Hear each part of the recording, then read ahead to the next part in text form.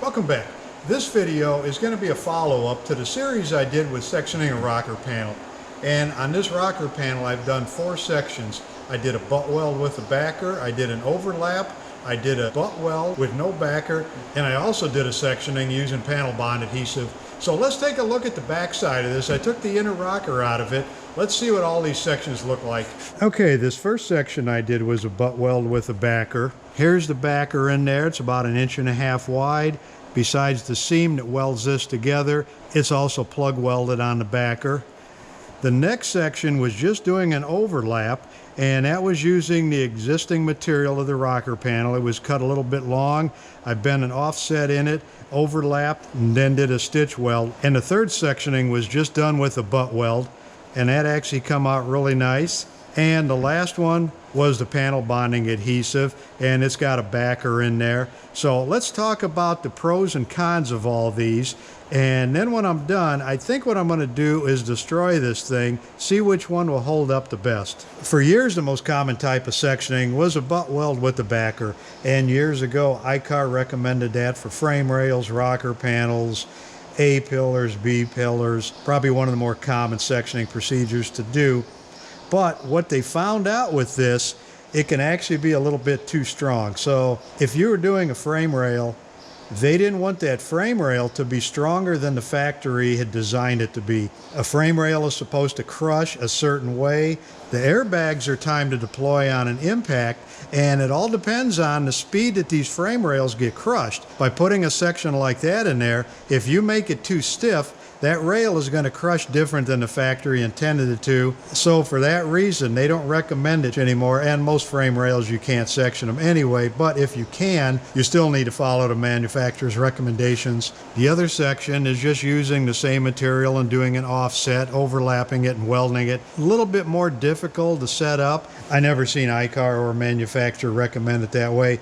But that was a good way to do rocker panels and B pillars and wherever it would work. Okay, this third one was just a butt weld, and I know some of the import manufacturers, that's what they're recommending on rocker panels, and that never made sense to me because these rockers are paper thin, and that's a very tough weld to do, especially when you're welding overhead. You can burn through quite a bit and blow some holes in there, so you really have to have your welder dialed in. You have to have a lot of practice to do that. But I think the reason that they recommended this, after looking at these 3 different procedures, this one has the least amount of damage from the welder on the back side. You can see a little bit of burn back on here, probably doesn't even go past 1/2 inch from the weld.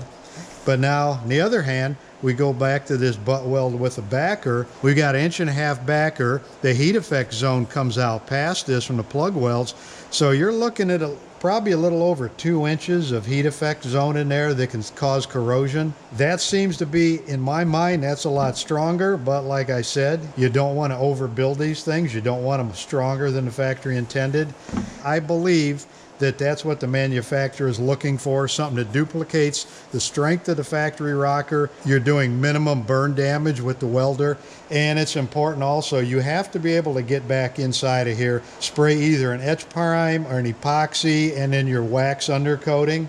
So it really needs to be protected. With this overlap in this backer, you got chance between those 2 layers to have corrosion start in there. And on this butt weld, there's very little area that can rust and corrode on you. Okay, so the last section is using the panel bond adhesive. By cleaning up all your edges and then putting glue on both sides of this, you're eliminating any bare metal right off the start. So that's actually a pretty good way to do it.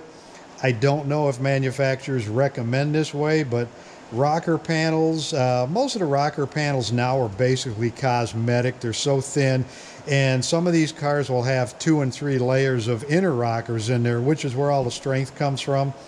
So this may be a good alternative, and actually restoration jobs, that's a real good way to do it because you really don't have to get in here and treat it with anything. Once you've got your adhesive on there, it's sealed up. Okay, so I've been thinking about some way to crush this rocker panel, and the reason I want to crush it, most impacts on a rocker panel, either somebody gets T-boned, they get sideswiped, they don't get torn apart, they get caved in. That's the most common way that these rocker panels get destroyed.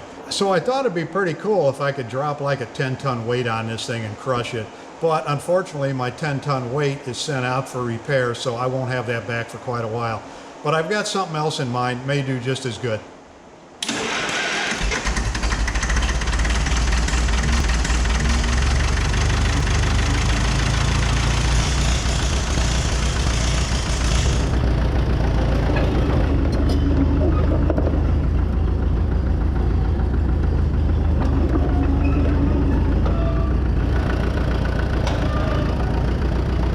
Okay, so that was something. Let's take a look at this, see how everything held up.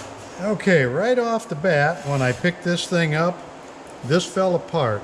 So, that metal bond adhesive is strong, but it wasn't strong enough here. I think where this adhesive works better is big areas. It's kind of like a windshield in a car. A windshield puts a lot of support into a car, and it's glued in, but it's a big area, so it's spread out. This was kind of confined.